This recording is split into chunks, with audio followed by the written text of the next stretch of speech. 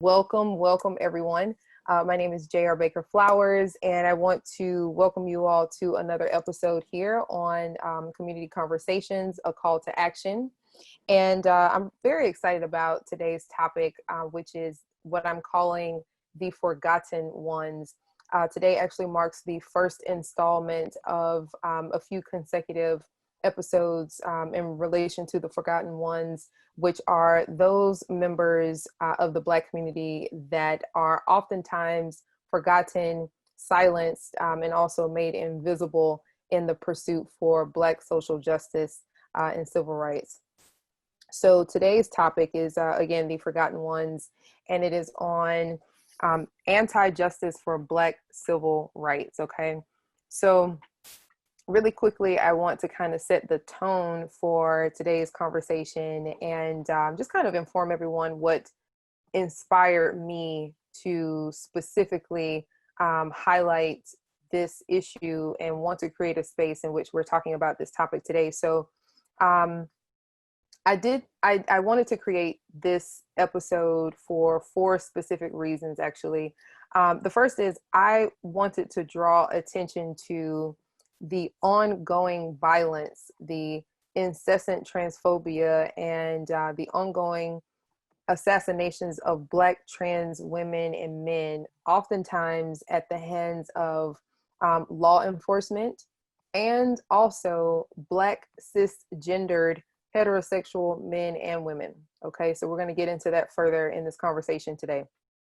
And then the second reason why I wanted to specifically devote space and time to this conversation today is because I wanted to highlight the structural and also the social disparities that are very much prevalent and present in the pursuit of Black racial justice, where many Black members in the trans community are oftentimes, again, they are silenced and they are strategically and purposefully made invisible, even in the midst of the Black Lives Matter movement, which is really horrible considering the fact that the Black Lives Matter movement was started by 3 queer Black women.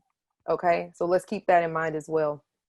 The third reason is that I wanted to utilize and harness my voice and my organization or my business, which is the UNLEARNing Project LLC, and also specifically this platform, which is again, Community Conversations, a call to action, because I wanted to cultivate a space of education and also awareness building, which I personally believe leads to actionable change. And that's what this whole thing is all about.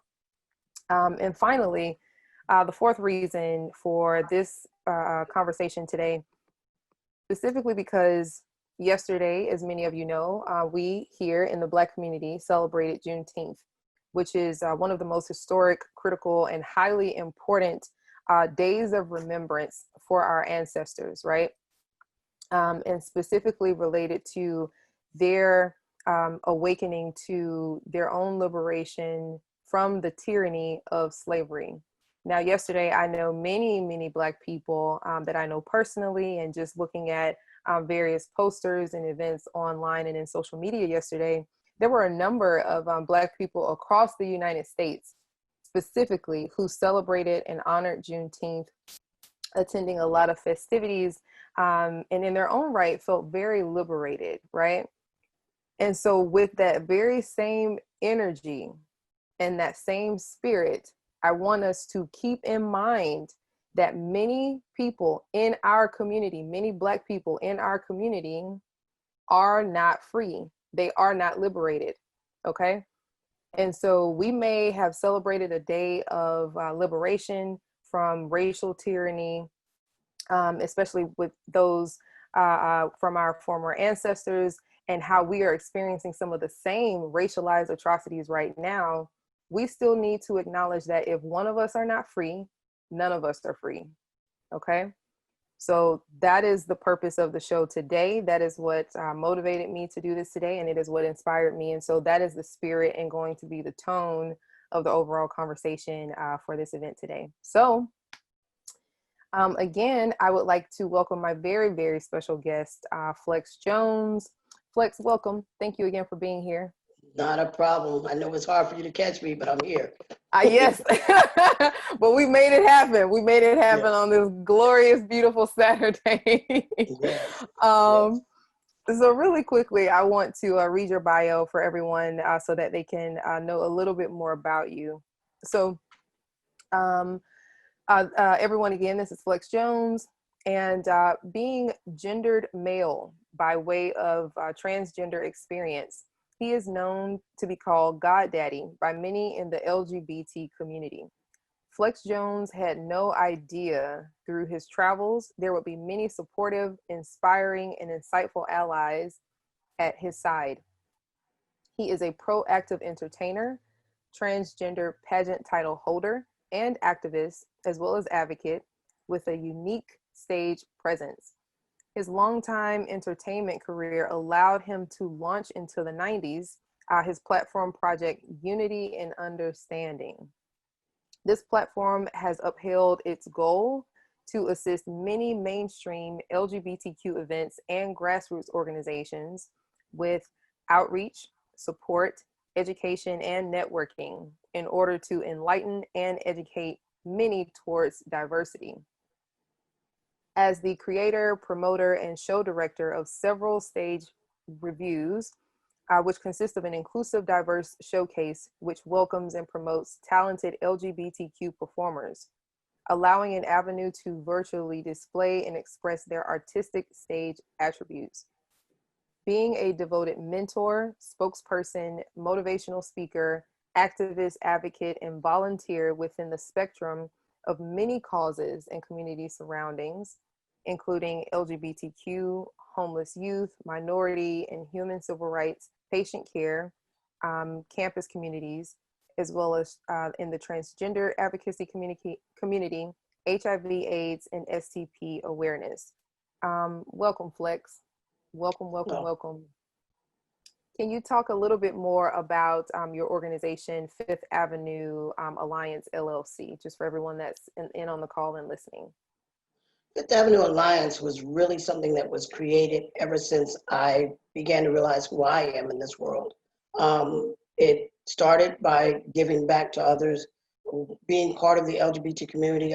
In my early stages of life, I was basically raised by the LGBT community. As being a trans individual, I was basically displaced out of home and had to do what I had to do to survive. But it had not been for the community of elders who led me and guided me, the words that they kept saying was, pay it forward, pay it forward, pay it forward.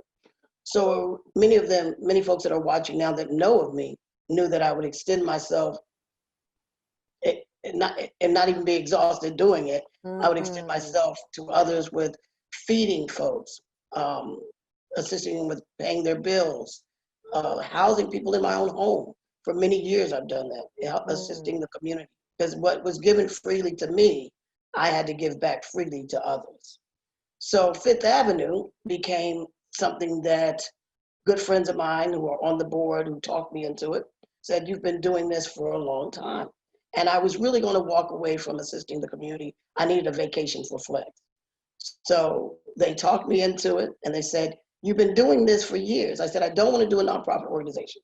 Yeah. They said, no, but you've been doing feeding, helping get people to education. You've been doing this. You are the organization. Just become an organization. So Fifth Avenue became Fifth Avenue Alliance, which means we include other organizations, services throughout North Carolina and other states to assist the LGBT community. But when we say LGBT, we mean LGBT, sexual side, transgender. We are Transgender Stability Assistance Program. We are believing that in order to assist each other, we need to be stable. If we're not stable, our lives become disarray. So this is the purpose of Fifth Avenue, to assist the transgender community. Because I am a transmasculine individual, I know the struggles that we face. And as we started to lose more of our members of the community, I began to realize something had to be done. And no one was doing it, as far as I saw where I'm located. So I decided it needed to be done. No more should I have to hear someone in my area or a few states away was killed or murdered or committed suicide or just took the, it was just too much. So I said, no, we don't need that. We need to sustain them, assist people to go to the next level, be where they need to be in life. They are human. They have human rights. They have civil rights. They have the right to live, to be who they are authentically. And if it means I have to step in with an organization to assist them, we will. And with that, other organizations, like I said, services, medical field, schools, everyone throughout my area has been very supportive. And everything we do is based on income, and they come in as clients. All our clients' information, and I will put this little note here, all our clients' information is private because our clients do deal with doctors. So we kind of work with the HIPAA law. So our information regarding our clients is not open to the general public. As far as our donations, when people donate to us, we can tell you where those donations went to. Awesome. So that's what we do. That's excellent. Thank you so much for sharing that. Everyone that's listening and pay attention, please make sure that you visit the website, Flex, if you could provide that information so that everyone, after listening to the mission and the vision of the organization and the work that they're doing, please make sure that you visit and find a way to support them. If by no other means, just sharing the information. And also, if you know people in and throughout North Carolina and other parts of the region who need assistance, please make sure that you are an active participant in paying that forward, like what Flex spoke about earlier. So can you provide the website? The website is www.5, T as in Tom, H as in Harry, AVE, AVE, LGB, T as in Tom, S as in Sam, AP as in Peter.com. Awesome. Thank you so much, Flex. Thank you. And thank you No for problem. the work that you're doing too. It is very much needed. Okay, so let's dive a little bit more deeply into this conversation of the forgotten ones.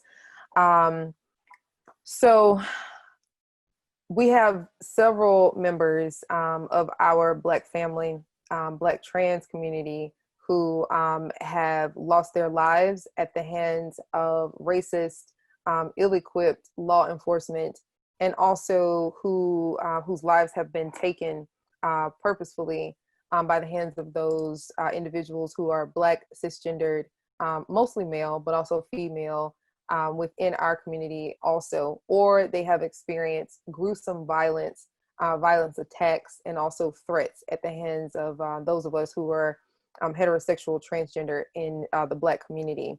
I'm going to run off some names of those that I want to honor with this platform and with this message right now, and then get into a discussion about the state in terms of where we are in our society right now. So Tony McDade, as we all know, was killed by police officers just a few weeks ago, I believe. And while there have been some protests and some marches and even memorials for him, there's not been enough attention or a lot of the same rage and energy, from my vantage point, placed behind making sure that justice is done right now, right?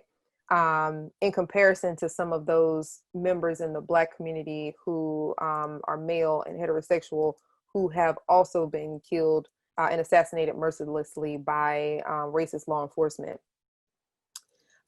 T.T. Gully was found hanging from a tree in Portland, Oregon on May the 27th, 2019. Now, there has really not been a lot of investigations done in regards to her death that occurred well over a year ago. And it was only until within the last week, actually, where there have been two Black men in California, I believe in Palmdale, who were found hanging from a tree. It was only then with those occurrences, that TT Gully's case was actually reignited and reopened for people to go a little bit more deeply into the investigations surrounding her death, which I am going to call a lynching. Iana Dior. So she did not have her life taken from her, but in just a couple of weeks ago in Minneapolis, in the midst of the protests and the riots and all of the rage surrounding what happened to George Floyd, she was attacked by over 20 men and women while it was being filmed.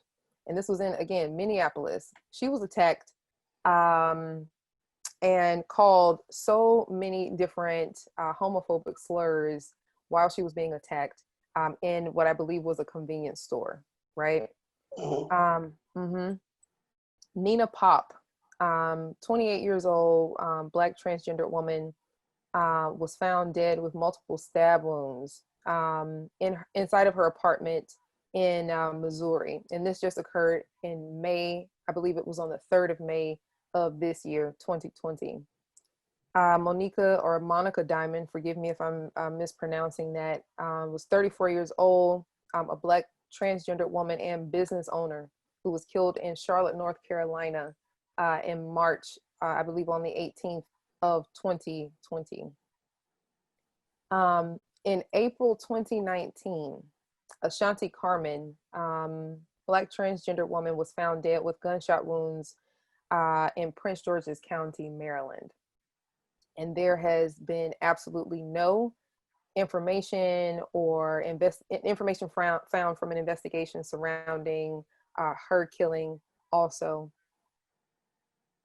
The thing that, from my vantage point as a human being, as a person who is Black, as a person who is a woman, who's heterosexual and cisgender, what I am seeing and what I have observed for a very long time, Flex, and maybe you have witnessed this too, what I have been seeing and feeling inside of me is that there has been and continues to be a hierarchy that is placed on racial justice, specifically for Black people, right? There's a hierarchy that has been placed on it in regards to whose justice is served first and whose is last, or essentially not, done at all, not fulfilled at all. Right. Right. Would you agree to that as well? I do agree with that. I really do. Even in our LGBT community, the transgender community is the bottom of the barrel. Even in the Black community, you have your LGBT that's the bottom, but the transgender is the bottom of the barrel. And in our Black community, the concentration is more focused upon the males. And, we have cisgender women that are being raped. We have cisgender women that are being kidnapped. We have cisgender women that are being killed. We have trans women that are being killed. And I'm going to say this, and your viewers may not agree with this, but anyone that shows any form of feminine, the word feminine to it, attached to them, it's not an attention getter. Until we start shouting and we start yelling and we start forcing the attention. I'm not taking anything from any of our family members. I will say, and when I speak of family, I'm talking about the Black community. Our Absolutely. family members as a whole. Right, as a whole, and our Black men who have died. I'm not taking anything from them. But when it comes to the women who uplift the community as a whole, they are ignored in many ways when things occur. I'm just glad to see that lately, within the past 2 years, the deaths of trans women, the death of Black women are now being more investigated, more looked at, more concentrated as well, and being informed. But when it comes to that anarchy, it is there, it's present, it really is present. And being a trans man, by face value, everyone believes I'm biologically born a man. So by face value, I'm a Black male. And being that if something was to occur to me today, because all my documents say male, all my documents have been changed properly, the first thing that society would say was male. And then when they later find out trans male, it's a question of, will they highlight that after that? You know, Tony McDade, you spoke of. Tony McDade was a trans masculine individual, very masculine. I'm going to be honest with you, and even say to the readers, sometimes I can't tell my own. Okay, and you know, it is sad how his life was. You know, he lost his life, and we lost a good focus of energy. But you know, no one highlighted him because they kept misgendering him, dead naming him. And those that don't know what dead naming is, calling someone by their birth name when they're called by another name. They misgendered. They kept calling him she. But we'll get to that, why a lot of that occurs in our community. Yes. But Let's talk about the that. issue, the issue with that was that now they identified him as feminine. It wasn't an issue to talk about. In the beginning, it was. And then when they misgendered him and put him in that misgendering category of feminine, then it became dead. And only was it those that were concerned that started highlighting his death, highlighting what's happening. I see it happening with trans men that will call if they've been raped. And no one knows unless we say something within the community. So yeah, it is an anarchy, and it's a sad anarchy. Let's talk about some of the structural systems as to why that actually happens on a regular basis in regards to those disparities, in regards to the maltreatment, and just the ongoing multi-level oppression that Black trans people are experiencing on a regular basis. From my perspective, it is nothing else than patriarchy. That's, for me, that is what I've been seeing. That's what I've observed. And that is where I know that all of these isms really extend from. It's where it's born out of. And I know in our conversation last week, where I think we talked for like almost 2 hours or maybe 3, because we were just going on and on about it. But you mentioned something that I think is extremely, extremely correct and also very important regarding the systems of patriarchy, and that is the Black church. And I know, having gone to church as a little person, I observed that very early, from like 7 or 8 years old. The disparities and the differences in the way that men were treated versus women, and then getting older and actually comprehending and processing the language and the verbiage that was being used while in church. Extremely sexist language, very homophobic language, right? And seeing how it is a system, it is a mechanism through which these transphobic, sexist, heteronormative ideologies are really filtered through, right? And talk a little bit about, in your personal experience or anything that you've been observing too, about this very same thing about Black churches and how they really perpetuate the oppression and the trauma that is placed onto Black LGBTQ people, specifically within the trans community, or towards the trans community, I should say. Well, one thing I will say, a lot of us don't go to our mom and pop churches anymore because of the teachings and the thought mind of the Black ministers, what they're teaching. I've had my experiences with mainstream churches who have identified me as, when I went to a minister, I'll always say that, he said, we're not going to talk about this gay thing. Well, how do you identify me as gay? I think a lot of this, and I'm going to say this, a lot of it is the fact of not knowing. In the Black community, it's a fact of not knowing. because most, I'm going to say this, my mother's generation, my grandmother's generation, the church was the beacon. The church was the guideline. The church was what they followed, because the church was everything, even during the time of slavery.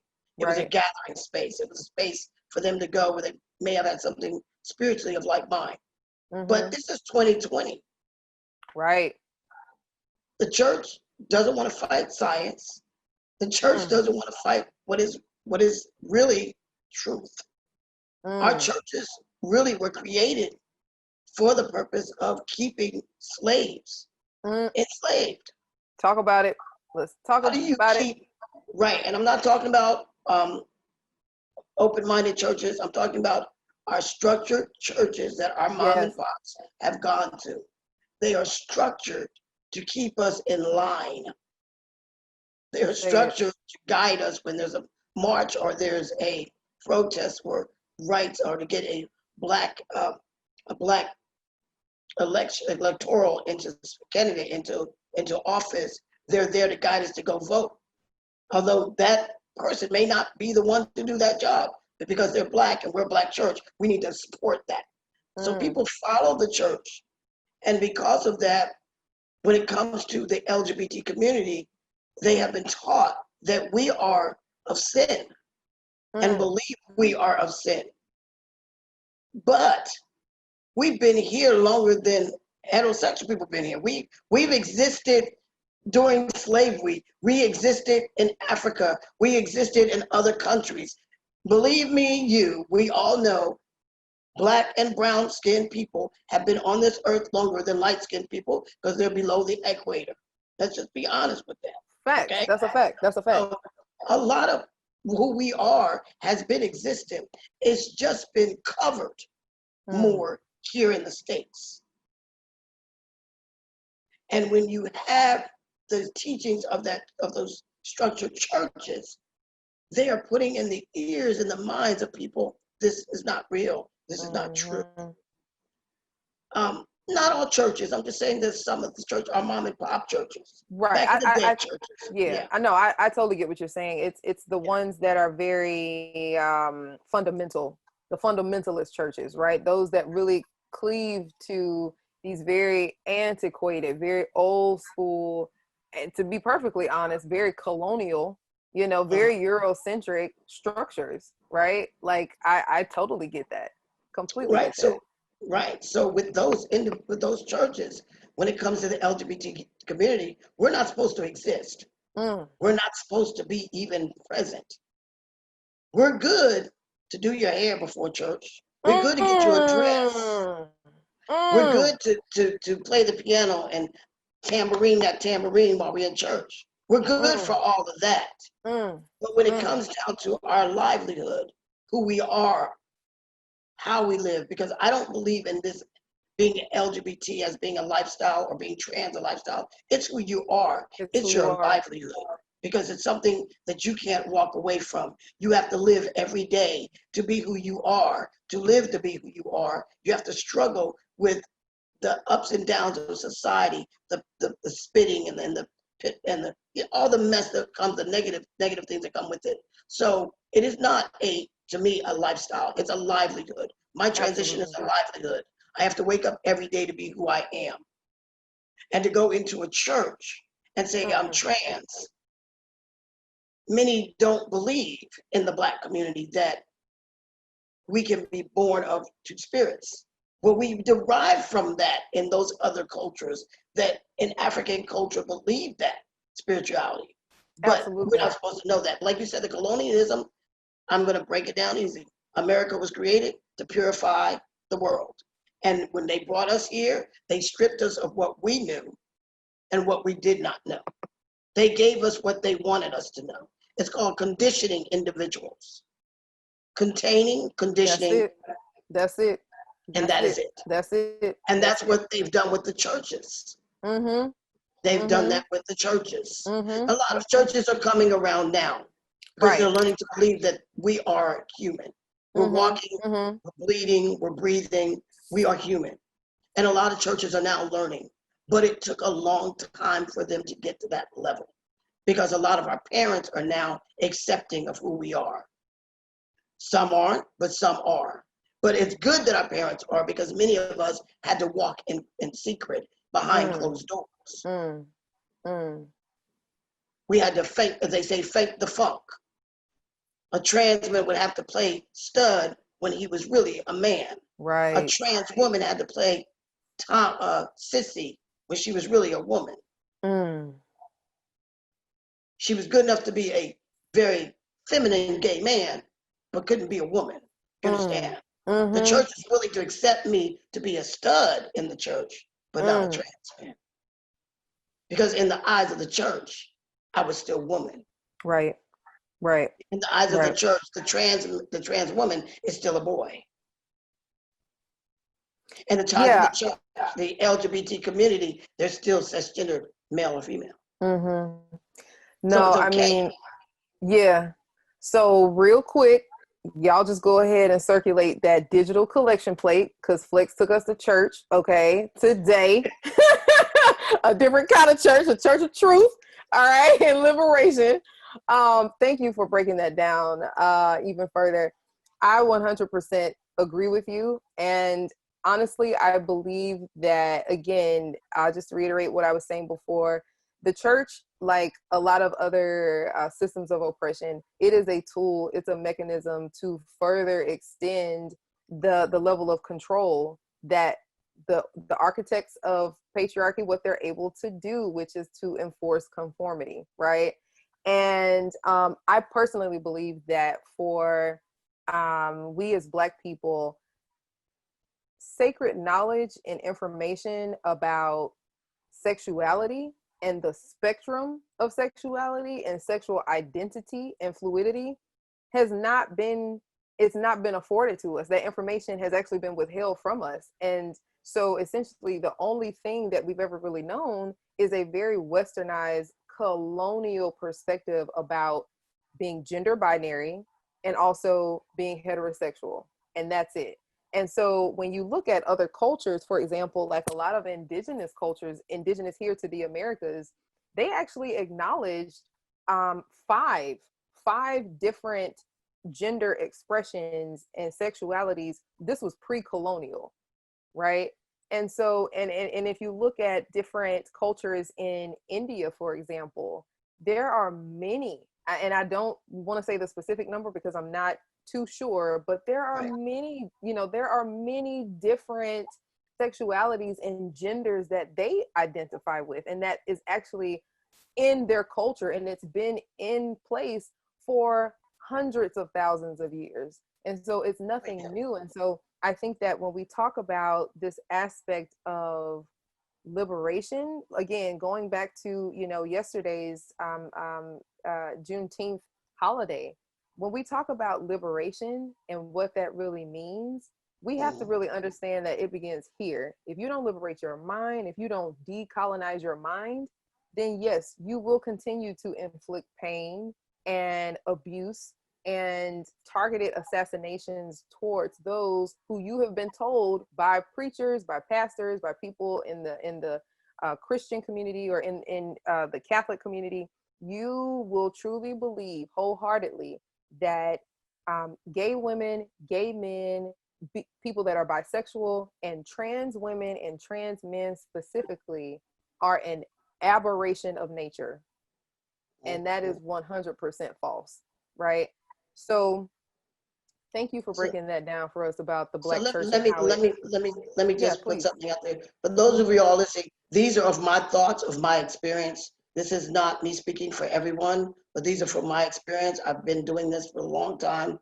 At 58, I've been doing this journey for 40-something years. So these are my experience, speaking to individuals, learning from individuals. I'm sharing this information. This is not, I'm speaking for the whole LGBT community.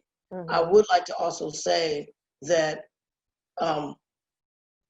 we try to fit in wherever we can in mainstream, but we have to walk away from mainstream because mainstream society is not ready for us. Explain that a little bit. Go into detail about that. When you are, being LGBT and being LGBT, lesbian, gay, bisexual, is a sexuality. Transgender is a little bit different. We are about gender.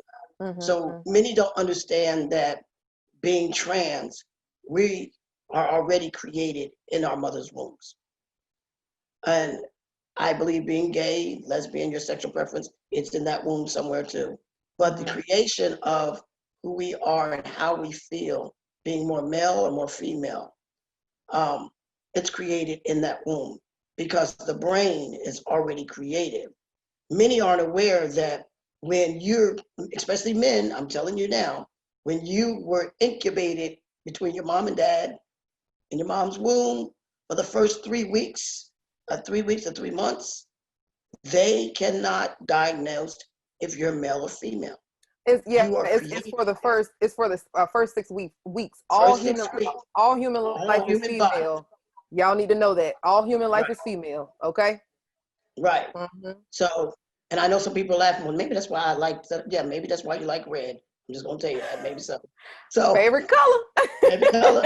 So the thing is that a lot of us that are trans, we with that incubation moment, as we were created, the brain was still saying, this is who you are. And it was all in here feeling, this is who I am. I knew I was born with the spirit of a man and the body of a woman. No one will understand that. I'll say it again. I was born with the spirit of a man with the body of a woman.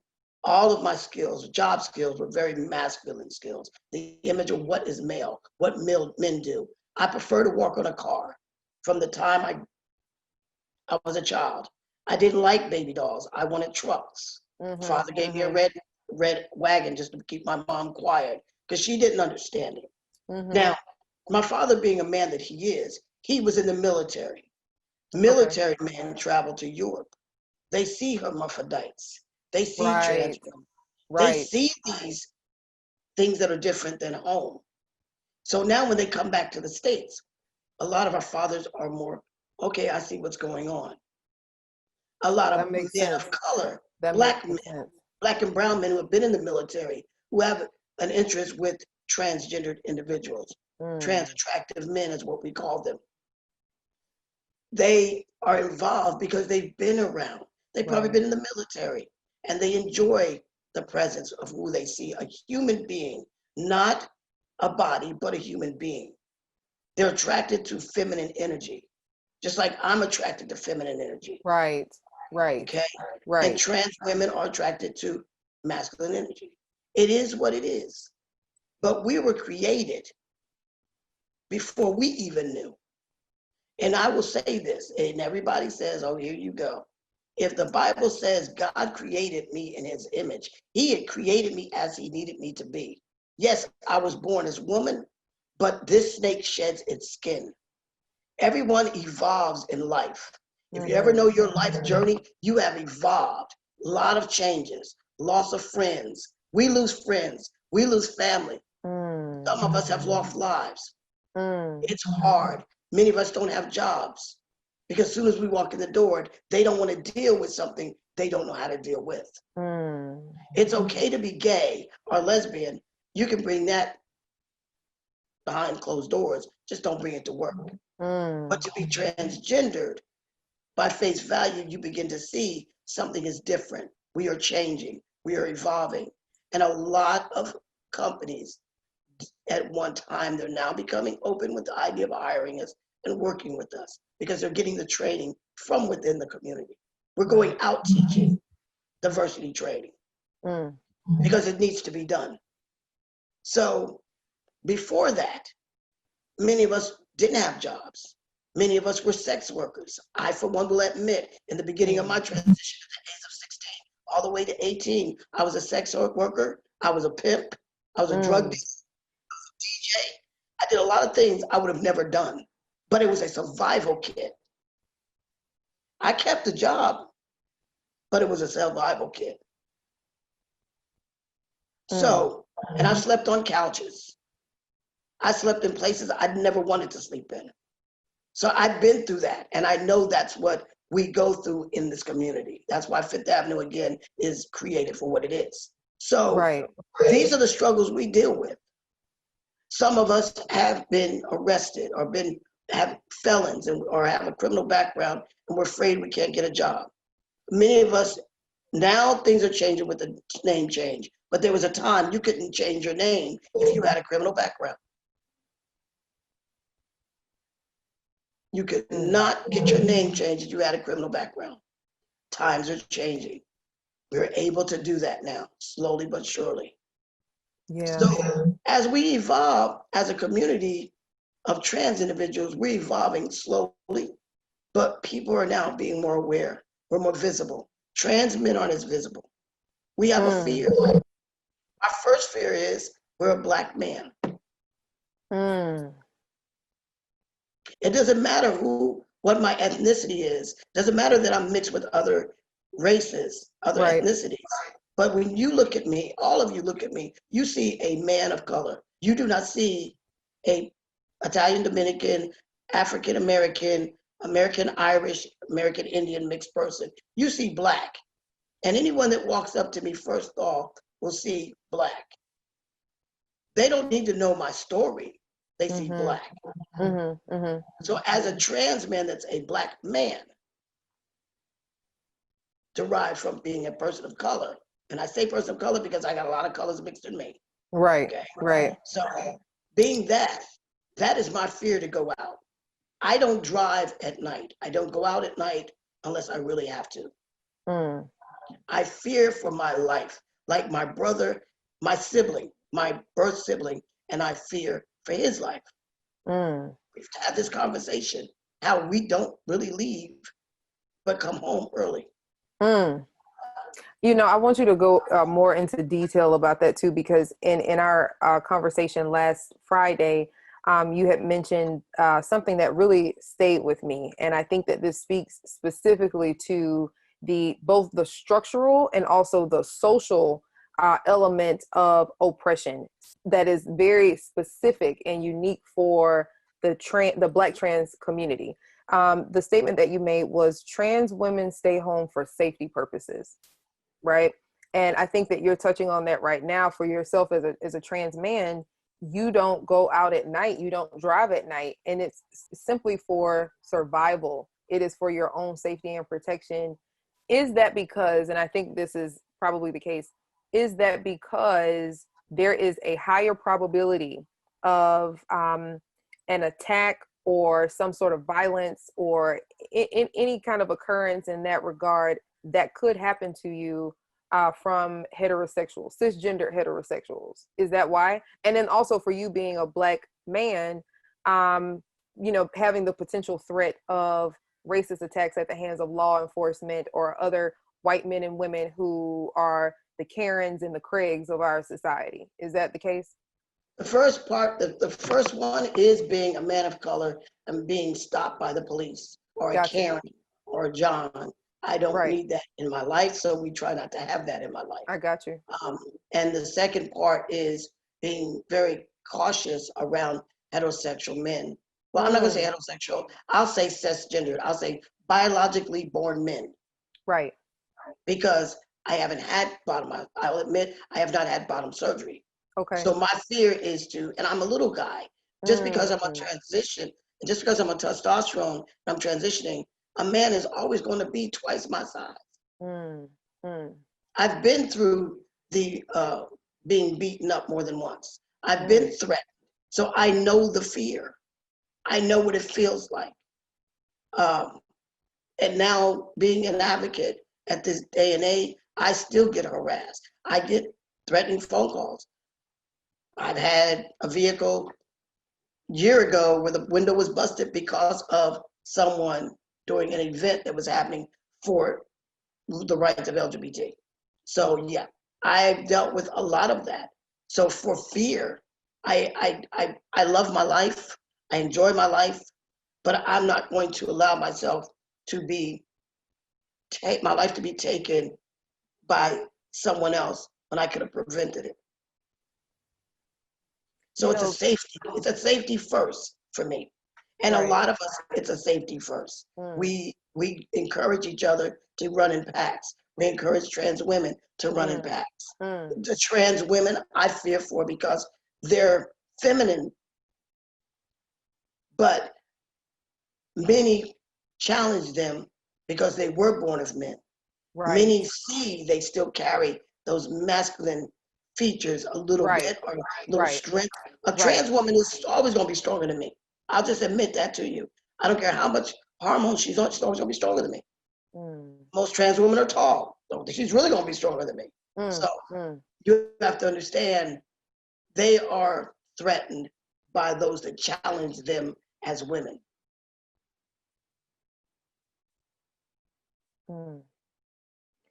You know, you're touching on something here that I think shows the point that you raised before about how this society is in opposition to and anti towards anything that is feminine, and also anything that is not heterosexual or cisgender. And your statement about how, you know, you stay home as a or are not out as often, specifically at night, or like by yourself as a preventative measure to ensure your safety. That what that says to me is, it's like how people tell cisgender women, heterosexual or perceived heterosexual, to do the same thing. Not go out at night, don't go any place by yourself, make sure you're not alone, and to make sure you protect yourself from all of these potential threats from men who could rape you, assault you, someone may want to rob you, kidnap you, kill you, etc. And I think that that just speaks volumes to this really warped, unwell, very violent ecosystem, this world, this community that we live in, where we are telling those who are victimized by patriarchy, right, to do everything in our power, everything in our wheelhouse to make sure we don't get assaulted, rather than shifting the focus of this conversation onto those who are the instigators of and the architects of those who commit the crimes. You get what I'm saying? Right. And you know, I can think of a few things that it will take to get to that point where absolutely no one in the trans community should ever have to feel like they have to restrict their lives in such a way where they cannot be and cannot move about freely and cannot be mobile and cannot go out in this world and do the things that heterosexual people, cisgender people are able to do on a day-to-day basis. I can think of a few things that need to be done, but if you could share some of those things to ensure that our society can be propelled to that space where it's no longer the responsibility of those victimized by transphobia or heterosexism to protect themselves, but those who are heterosexuals and transgender make sure that they don't commit those crimes. Can you share what that might be? Well, for me, I have a great number of 10 individuals that I surround myself with every day and speak to every day, communicate, because it can be a depression. It can put you into a funk and put you into a projection, you know, just be so oppressed and be down. You have to have a safety net. And I think it's great that a lot of our trans women have their safety nets. Have your communication with your community, let them know what's going on.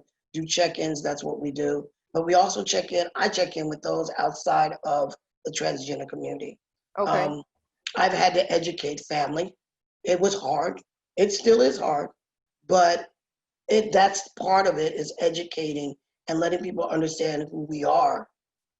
And just because I was Lucy yesterday, I'm now Flex today, doesn't change that I'm your child. Doesn't change that I was your niece, now I'm your nephew. Doesn't change that I'm your family member. The only thing that's changing is what you see. Because everything that I gained from family, morals, those that gave me good attributes, I took those attributes and created the man that I am today. There were some bad attributes that I had as a female that I knew as a man I couldn't roll into as being a man.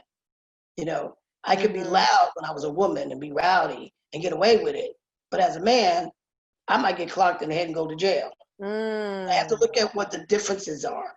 And so those that are listening that are wanting to be comrades, I won't say ally because that's used so fluidly now. It's not I even agree. real. I agree. I would I say agree. comrades. Take time to learn. Take time to hear us. Ask how you can learn more.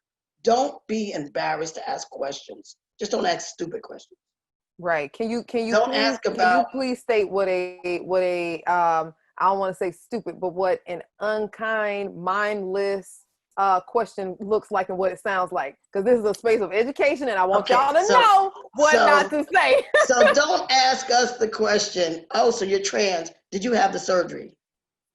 And I will answer that, and I will answer that to you and say, yes, I've had. Because I've had several surgeries, but which ones you don't need to know. So don't be stupid and ask a stupid question. And don't ask that question because when you walk up to your newfound friend on the job, do you ask them, can I see your stuff? Can we go to the ladies' room and see if yours is pink and mine is pink? Can we go to the men's room and see which is bigger and which is not? That's what little kids did back in the day. Grown folks don't do that unless you're special, but grown folks don't do that.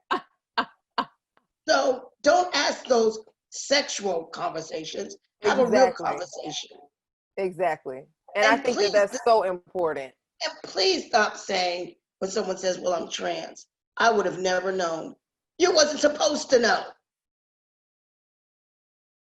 Exactly. That's the purpose of transition. Trans means changing, passage, gender. You're not supposed to know. Just say, wow, thank you. Exactly. And walk away and say to yourself, I would have never known. So I don't have to hear it. Right. I'm so glad you mentioned that too, because this has been one of my long-standing annoyances with my heterosexual folks. Okay.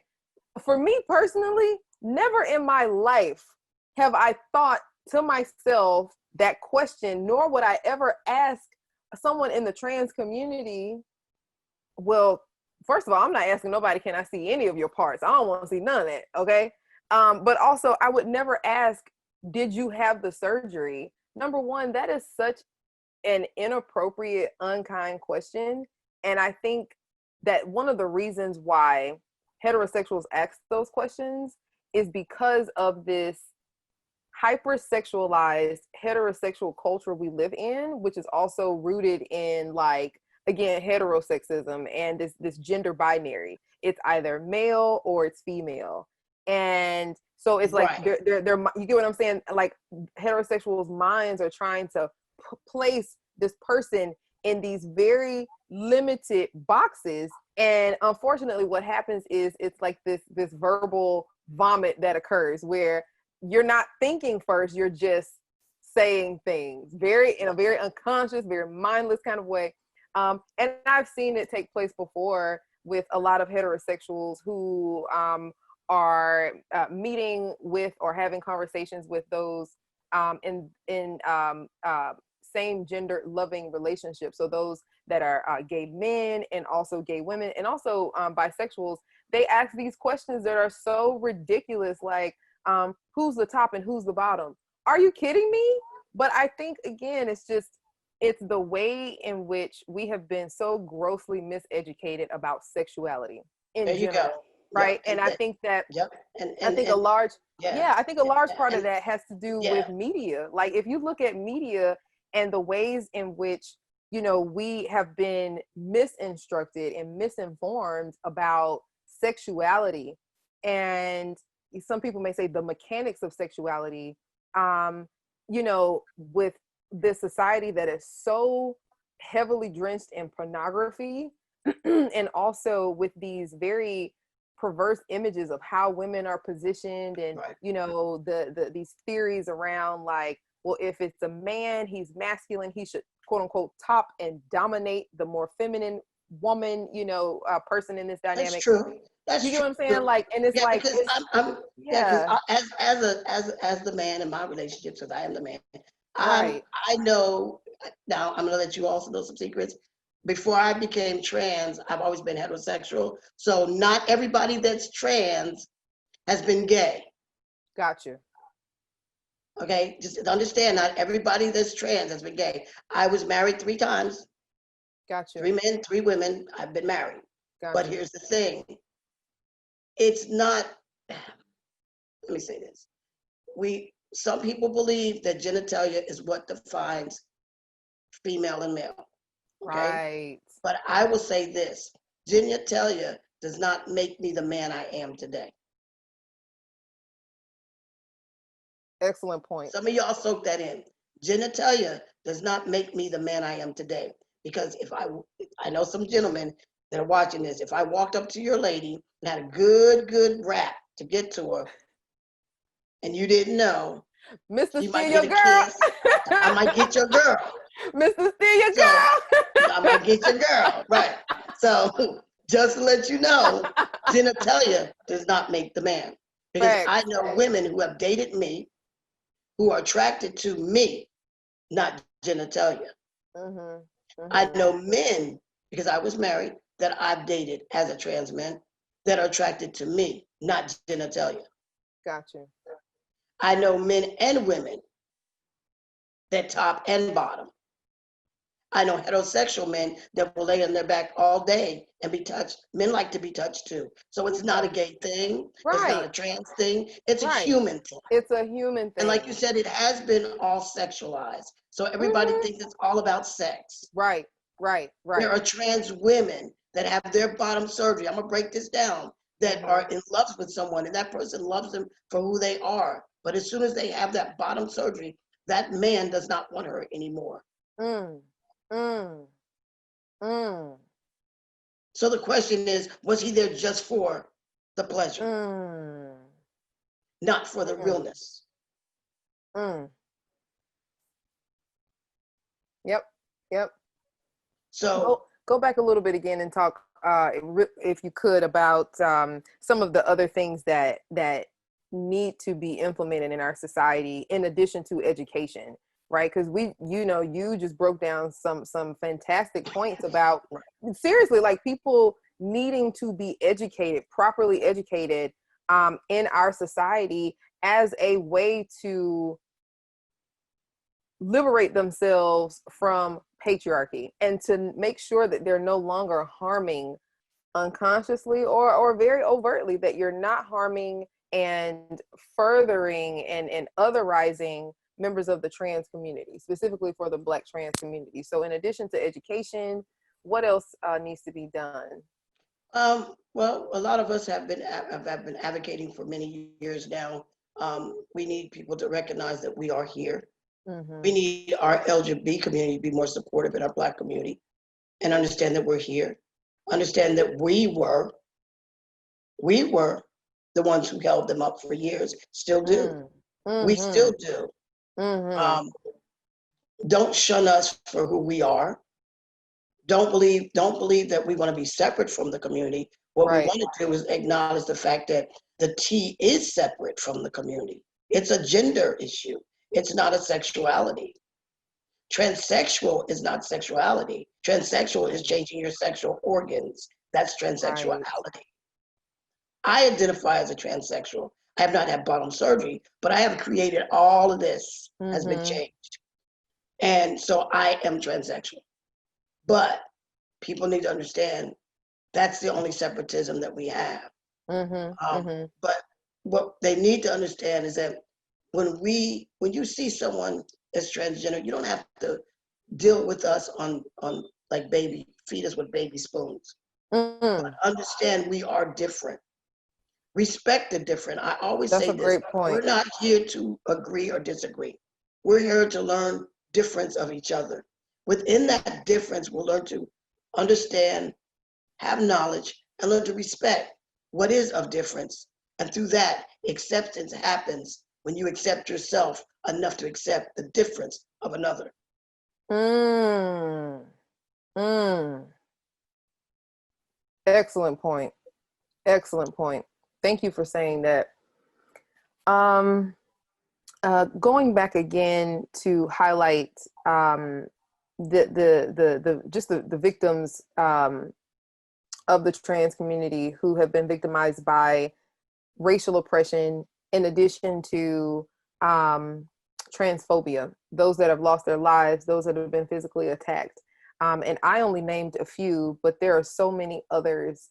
If you can just speak to the climate surrounding that and how we in the heterosexual community, in the Black heterosexual community, those of us that are advocates, those of us who have been actively protesting either in the streets, marching, or those of us who've used our own platforms or, protested in other ways. Talk about what can we do, or what needs to be done, what should be happening to propel and to push forward, ensuring that justice is enacted for those trans men and trans women who have been and continue to be brutalized by these multi-level systems of oppression. First of all, I will say this. Stop separating the LG and the B and the T. Okay. Because either way, we are all going through it. Mm. I was speaking to someone the other day, and I said, my brother, and this gentleman he was a gay man, you and I walking down, all three of us walking down the street, we're all killed. We are Black men that were killed. Mm. Later on, my brother would be identified as, heterosexual man died, da-da-da-da. They would shun the gay man story because guess what? It's not really much to say because he's gay. Right. But he's right. Black. But now let's talk about this trans person that was really a she. So let's highlight this. Let's make this a story. The only difference that separates us as Black men is gender, sexuality, and how we evolved. And that still goes for women, cisgender women, trans women, lesbians. It's how we evolve. And we as a Black community have to learn to accept, and now I'm going to put the word accept the word evolution, because the world moves every day. When you get up every day, the sun has come up, the moon has come up. It's evolution, it's revolving, it's always revolving. So as evolution is going around, and the world is going around and revolving, you've got to evolve as well. Evolution is key.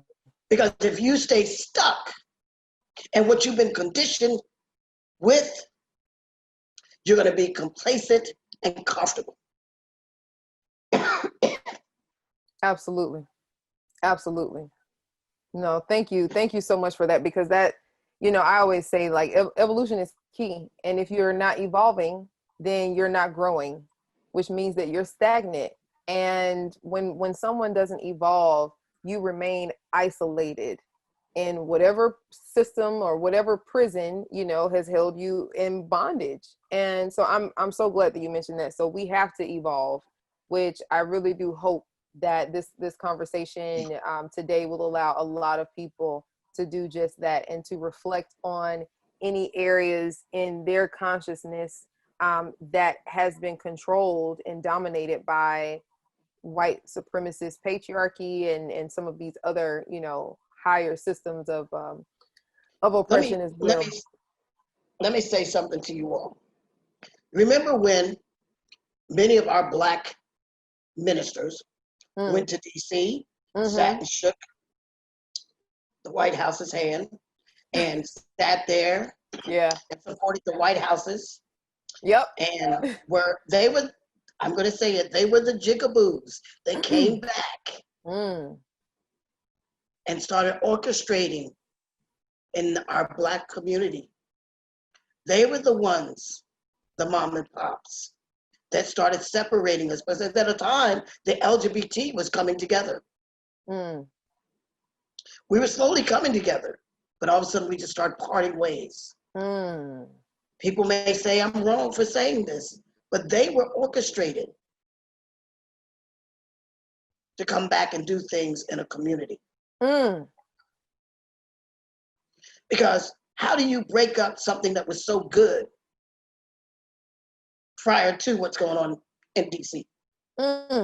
You got to bring in somebody to shake it up. And you can't shake it up, but you got to go in and shake it up with others of like face and like minds. So you take someone of brown skin, blackness, and throw them in the mix. It's like when you shake pepper. Pepper has many different colors. Have you ever noticed that? When you shake pepper, you really don't know which speck is which. So you place someone in the mix of blackness, and we don't even know what's going on. Ooh. So we as Black people have to really look closely at what's going on and acknowledge that despite gender, sexuality, sexual preference, whatever, whoever you are, we are all Black. Black is Black. Brown is brown. No matter how we evolved in our Blackness, we are still Black. 100%. We still celebrate Martin Luther King. We still celebrate civil rights. We still celebrate Woodworth marches. We still celebrate what is Black because it is part of who we are. We come from that struggle. So when it comes to the LGBT community and the transgender community, and I'm speaking to the cis community, LGBT community, cis community, and our trans community, when it comes to all three, we are the strength of Blackness. But being so separated, we can't get nothing done.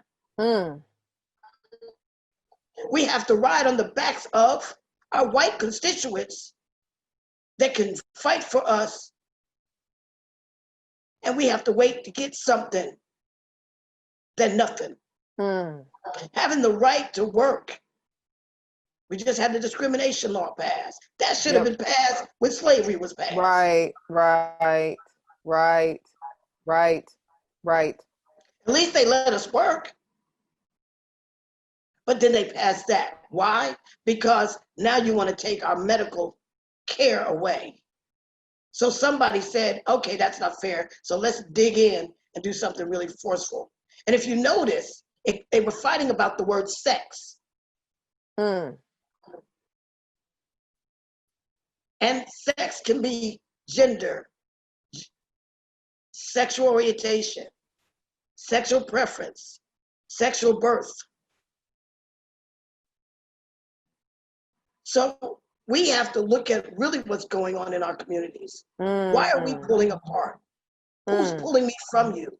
Who's giving me negativity when I should be positive? Yes, I may not agree with a lot of biological born individuals. A lot of people may not agree with my evolution, but it's my evolution. I took on this chore. Do you all think we really wanted to be LGBT? Do you think we wanted to deal with the struggles we have? And you'll say, well, you have a choice. We don't have a choice when it's already, I said earlier, it's in here. It was already here before we became human bodies. Our bodies and minds were created. I'm going back to God said in his image.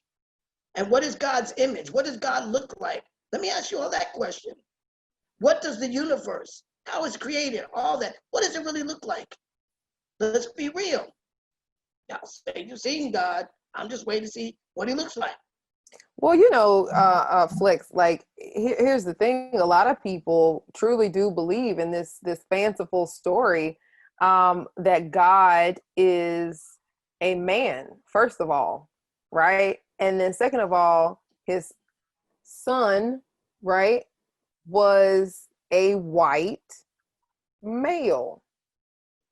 At least that's how, right? And like you talked about it before, in a lot of these old school mom and pop churches, who did they have sitting up there? Look, you know, it's Jesus, some white, you know, white, blonde haired, blue eyed man, right? And that's the narrative that's been told over and over and over and over again, right? In the Bible, but also it's what has been told to us through visual imagery and visual images. So knowing that if, you know, Jesus is white, blonde hair, blue eye, and male, and he often talks about his Father in heaven, of course, people have this image that's already constructed in their minds that God, this almighty supreme deity, this force of the universe, is also white and male. And you know, the sexuality aspect never really comes into question about it, but I think it's just assumed that God is heterosexual. So quite naturally, if people have been told this story their entire lives, automatically they're going to respond to your question with being like, well, God is a man. And it's also how people often, I would actually agree, most always refer to God in the masculine or he pronoun, right? And Because so masculine our is minds, masculine, right? But you have to remember that being masculine is dominant to female. so they say. So they say. So they say. But that's what So was they believed say. for years. That was believed for years, that if you were Right. dominant, women were submissive. You had to be submissive. The Right. men were in charge. That's how that went. But I'm Right. going to So, break and that's this that down. hierarchy. And That's I'm that right, hierarchy. That's that right, the hierarchy. hierarchy, Right. right. But I'm going to Mm-hmm. be really, okay, I'm going to put this, this is a little funny just for y'all to have. I will say Okay. this, and I've said this to my mother. Okay, so you say Adam and Eve. But Mom, how do you know Eve wasn't Adam and Adam wasn't, yeah, Adam? You know what I'm saying? Eve. Mm-hmm. Eve wasn't Adam and Adam wasn't Eve because they were covered up, remember? They didn't say anything about genitalia. Mm. Mm. Can somebody tell me something? Because I didn't hear the story of Eve having children. I didn't hear that part. Listen, there's a lot of questions that I had as a child. I Right. was like, And we well, have to if understand they're the as we only two people digest, on this earth, right, if they're the only two people right. on this earth, like, did their kids have sex with each other and make everybody else? Like, it's a lot of stuff in quote unquote the Bible, Right, you know, that's been chopped up right. and screwed so much that it's just kind of like a lot of this It's doesn't been really make filtered. sense. It's been It's filtered. yeah, man, But you you have know. to So remember that during the beginning of slavery, they didn't have the idea of teaching us Christianity and having church. We didn't have that. mm-hmm, And these mm-hmm. things I know because I have friends who have family who have are slave families. I've heard stories where a lot of them were doing tribal, going out in the bushes and doing their Rituals, tribal activities. rituals. Mm-hmm, mm-hmm. Right. Okay. But as soon as they found out they were doing tribal, they said, oh, we can't have this. Right, Because you right. have to understand, people are scared, and this is part of the issues we have in our community. People are frightened of what they don't know, what they're 100. not familiar with. They treated slaves rudely because they wanted to beat what they were doing out of them. They treated them rudely because when people fear something, they'll fight it. Mm.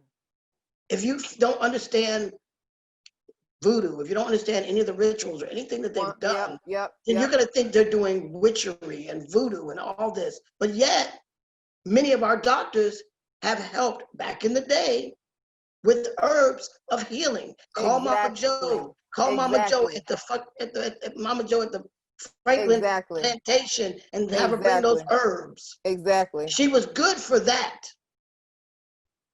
She was good for that. But let me put a plug in your ear and something I was told not too long ago, several years ago. Okay. Many men that worked in the houses, Mm.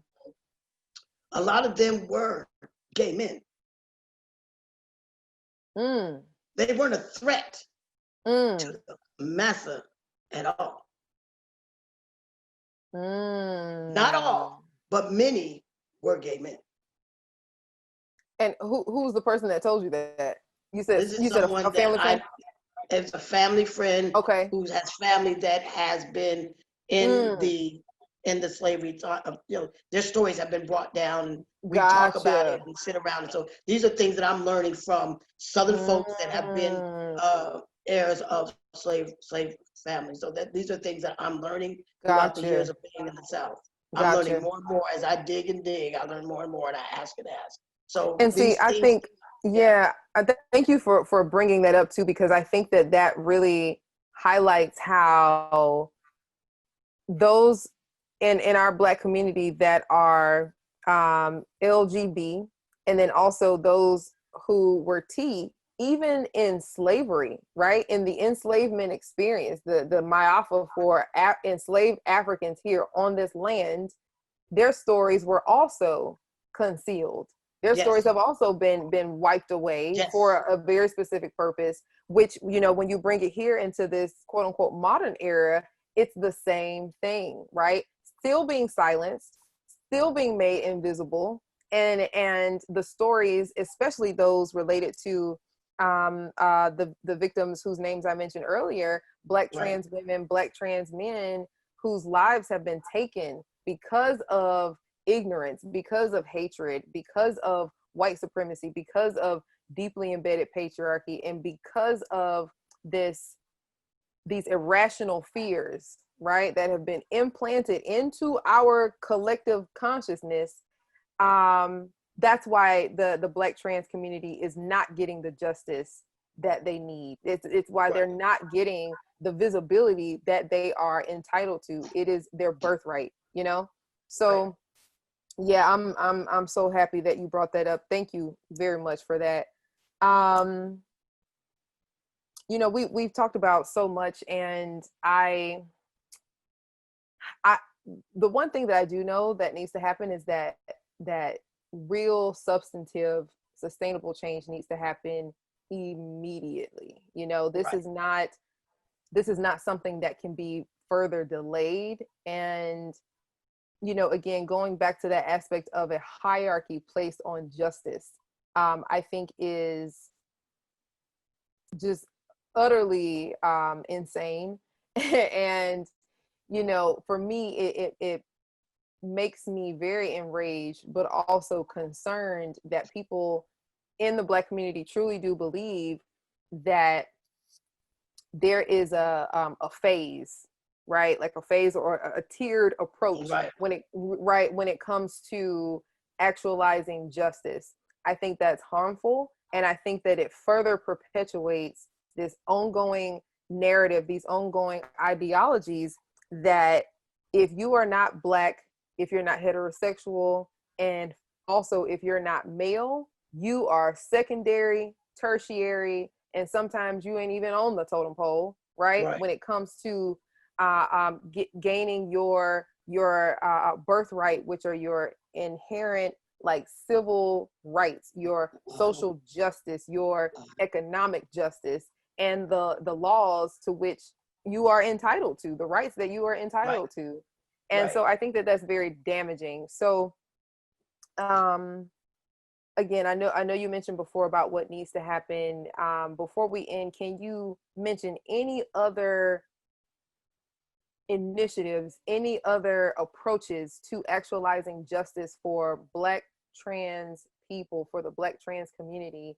Anything else that can be done, that needs to be done, to ensure their safety, their protection, and also to ensure that we hold lawmakers and politicians accountable for actualizing this fundamental and structural change too.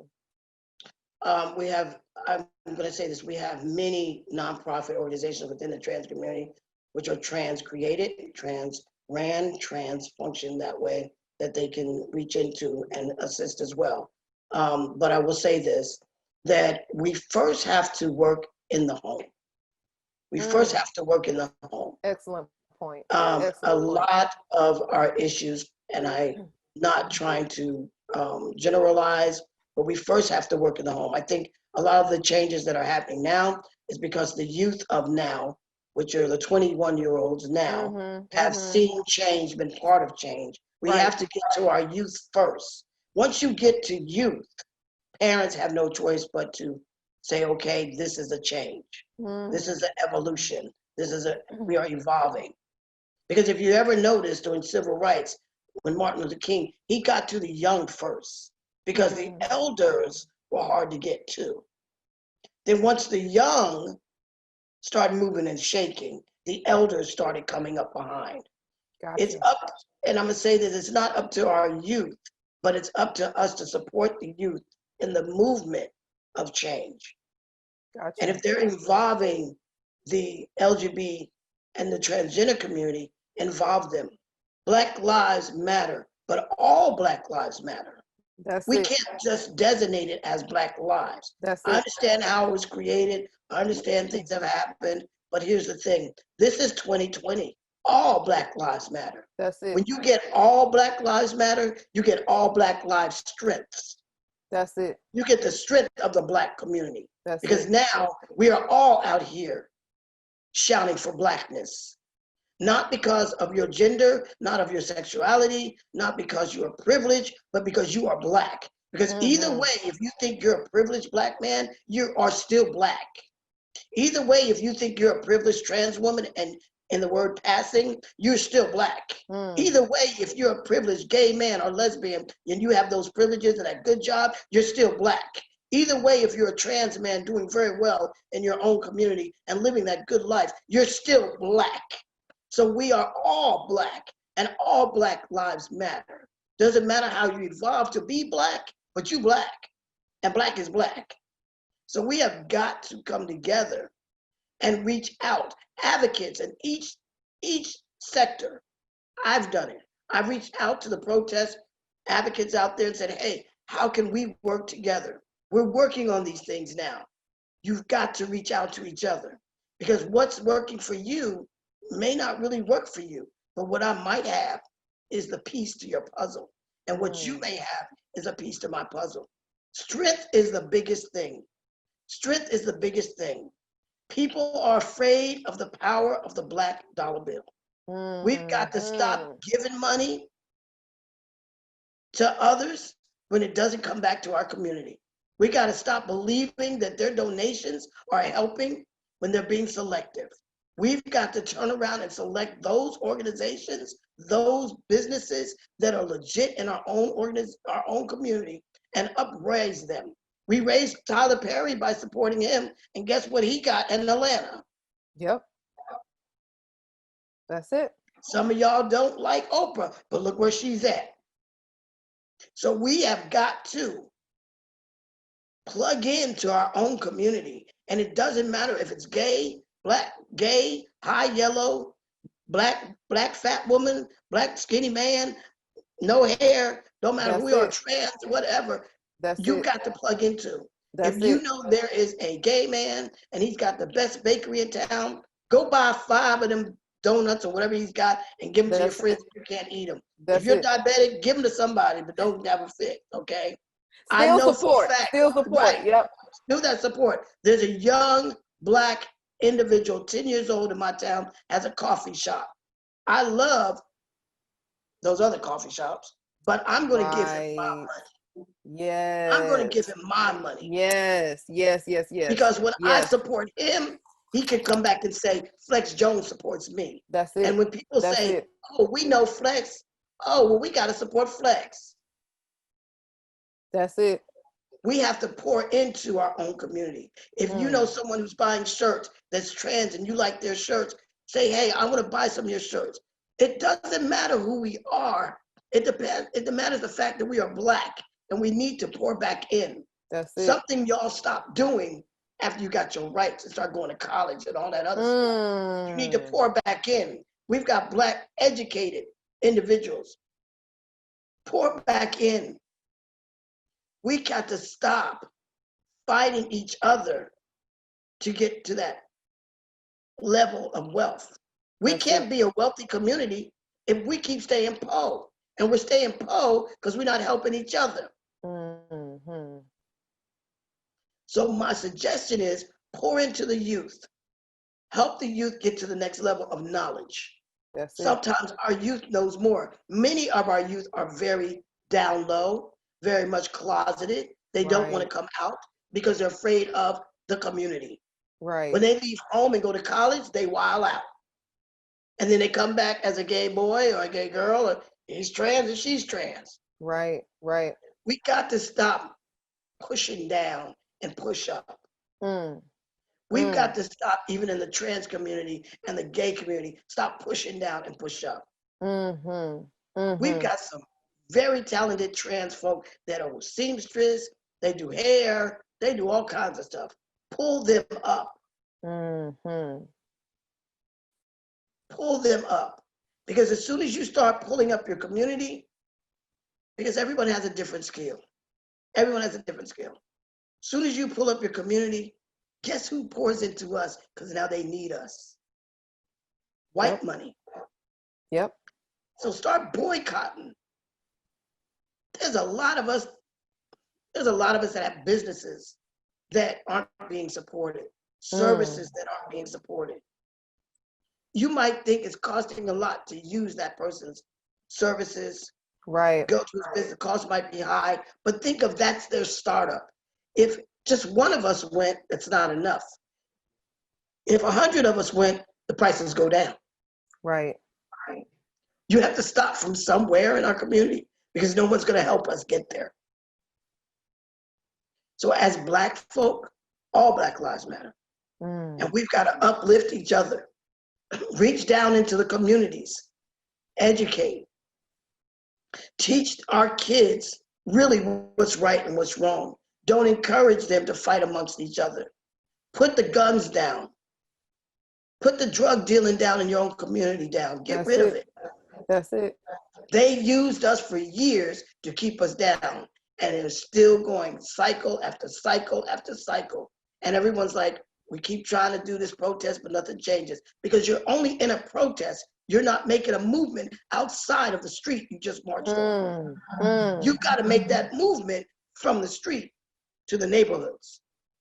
If the Black Panthers can give health to the Black community, and then later on the white people took it from us because that's welfare. But they started something, and look where it got us. They gave it back to us, really, in a way, they gave it back to our community. But we got to pour into each other. I don't care if you're gay, Black, white, well, white, Black, because I got some families that are white, Black in my family. We get it, yeah. They're beyond yellow. They're behind high yellow. They are white. They are, okay? But I'm saying, you've got to pour into. Yes, yes. You cannot. In our LGBT community, stop being picky and being abusive towards your trans community. Stop being mean. Stop being rude to each other. Stop trying to challenge someone's masculinity or someone's femininity. Stop trying to challenge that. Don't use each other to gain. Use each other to rise. Ooh. We got to stop. Yep. Flex Jonez, everybody. I think that is one of the most powerful and most insightful, most beautiful ways for us to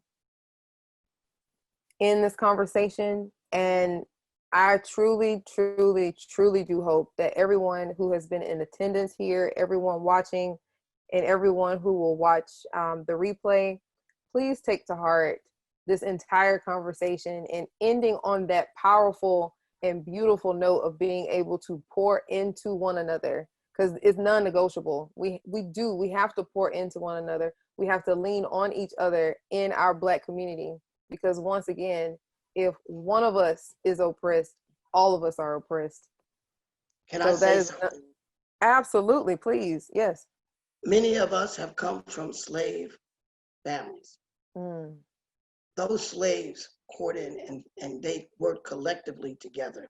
When someone was low on cotton or low on wheat, someone would pour a little bit in to make sure that it was taken care of. So you have to pour into each other. It hurts me now because I'm about to cry. I have come from a family that works together. And to see my Black community outside of my family not work together, it hurts me. Yes, my family has learned to adjust to who I am, but they knew me and they're learning to accept difference. They're learning to not dead name me. They're learning to stop saying the wrong pronoun. Ask someone, okay, so you're transgender. What name do you want to use today? That's what they asked me. And this was the name. And practice it. It may not be easy. We know it's not easy. We know it's not easy. It's not easy for us to recognize who we are as trans people. Tony McDade didn't have it easy. We all know his background. He came from a community, went back in, the system put him back in that community. And they put him back in a community that tarnished him, that hurt him. He was depressed. He was going through it. He was doing all he could do to be where he was, because that's all he was given there in that community. But the problem was 5 young Black men beat on him. But Tony said something in his video. They didn't beat me good enough because I'm not damaged. But his heart was damaged. You all know you can hurt a person so badly, their heart is damaged. Do you all know how many of you out there that might know me have come to me or said things about me, done things to me, have hurt me? I almost took my life because of you, but you're not worth my life being taken, because I pour into my community and you don't get mad at me. Don't lie on me. But do one thing, pour back into your community. I accept all your apologies. If I've hurt anyone on this live, I'm saying, hurt anyone, or someone feels I've done them wrong, I apologize. But that was not my intent. My intent was to help you. And if my help wasn't good enough, then I didn't do right by you. And I can say that as a Black person to my Black people. We have to learn to apologize. We have to learn to accept the apology, however way it's taken, because some of us, even myself, don't know how to do. Just like we don't know how to grow up out of this oppression that we have. We are still in slavery. Some of us are learning to come out of it. But pour back in your community. You know, somebody needs a job in the trans community, help them get that job. You know, someone who's gay, who knows they got a job, help that trans person. If you're cisgendered, help us out. Pull us with you. We're Black. Black is Black. Pull it together, people. We got to do it. If we don't do it now, we're going to still stay stuck on the bottom of the barrel. We're a large community. We overpower the Spanish community. We overpower the white community. We're large. But the problem is we have allowed ourselves to be separated and be very derogatory and just everything towards each other. We got to stop doing that. We've got to stop. And that's what the government is riding on. Yep. That's what white supremacy is riding on. They love to see it and they're encouraging it. We can't allow it to happen no more. We just had a celebration that we're trying to make it go global. So guess what? Put your feet in your boot, pull up your bootstraps, get off that pavement, keep protesting. But while you're not protesting, get off the streets and start pouring into your own community. Advocates of the LGBT community, let's work together with the trans community. Advocates of the Black movement community, let's work together with the LGBT community, because all Black lives matter. I'm not gonna say any more, because to know that I've lost my trans brothers and sisters and siblings in the past few years, and many I've known, it hurts. It hurts. Because no one has ever went further to investigate their deaths. Some of them aren't even buried by their family. Some bodies haven't been claimed.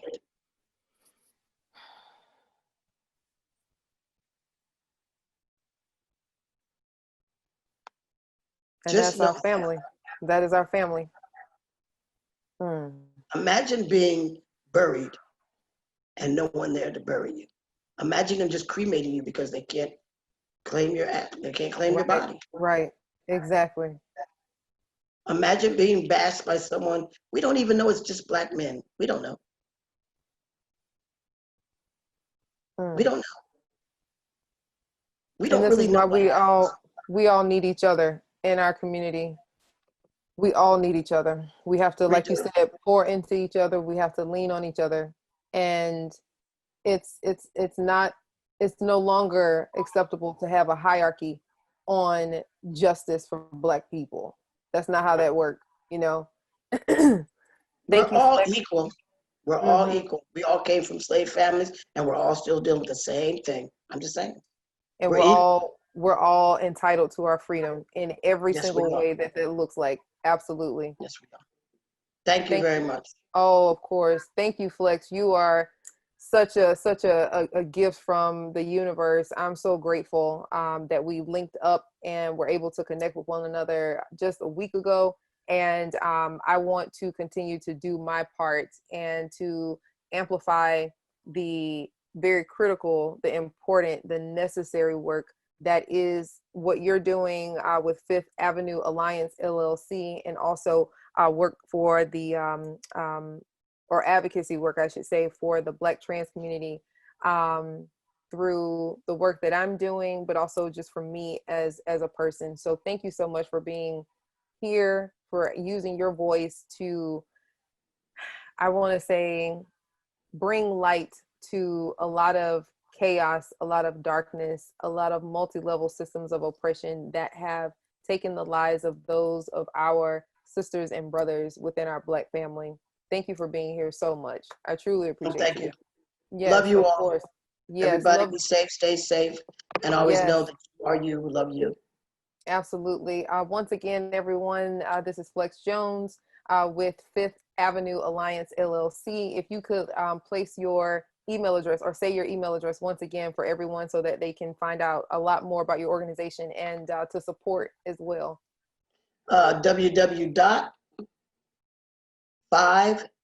www.5THAV as in Victor E LGB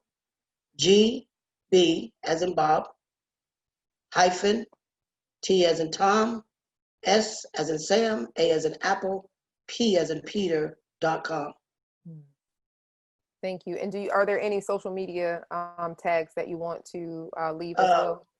we are on Facebook. We are on Instagram. Like my mother says about my name, if you Google Flex Jones, it'll come up. If you Google Fifth Avenue Alliance, you will find it. We Awesome. are a 501c3, just so everybody knows. We began as a grassroots, but right now we are legally a 501c3 organization. For you Black people out there listening, use these nonprofits for your tax write-off. Learn to do some things. I'm pouring into you right now. Okay. Tax write-off. Yep. Donate, tax write-off. Mm-hmm. Donate, tax write-off. That's Just it. remember that. That's it. And also, you know, in addition to the tax write-off, you are supporting our sisters and our brothers. Point blank, period. Okay. Thank you everyone again for being here during this absolutely astounding and phenomenal conversation today. Again, my name is J.R. Baker Flowers, and you all can find me on social media either at J.R. Baker Flowers on Instagram or at The Unlearning Project. Remember to please go to www.theunlearningproject.org for more information about my company and what I do. And until next time, everyone, please stay safe. Please continue to unlearn what you need to unlearn. And remember, pour into your family, into your Black family, into your sisters, into your brothers. And while at the same time that you're doing that, make sure you pour more love, more happiness, and more joy and compassion into yourselves as well. Thank you, Flex. I will You're definitely welcome. talk with you soon, okay? All Thank right. you. Thank you. Thank you, Bye, everyone. everyone. Take care, Bye, okay? everybody. Thank you.